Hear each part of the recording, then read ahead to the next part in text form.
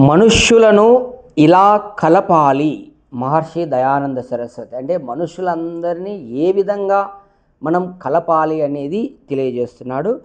మనుష్యులను ఈ విధంగా కలపడము నా ఉద్దేశమై ఉన్నది.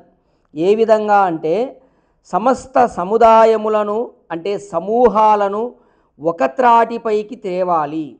కోయలు బిల్లులు అంటే అడవి జాతి వారు నుండి బ్రాహ్మణుల వరకు అందరిలో ఒకే జాతీయ జీవన జాగరణం అంటే జాగృతి రావాలని నేను కోరుతున్నాను.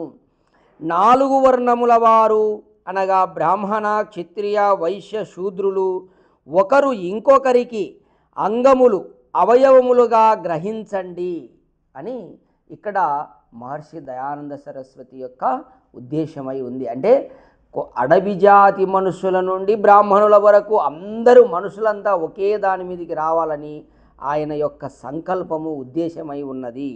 అది దేనివల్ల మనం ఆ విధంగా జరుగుతుందంటే ఆయన చేసేటటువంటి ఈ వేద ఉపదేశాల వల్ల మనుషులందరూ ఒకే దాని మీదకి వస్తారు. ఆయన సంకల్పమే అది.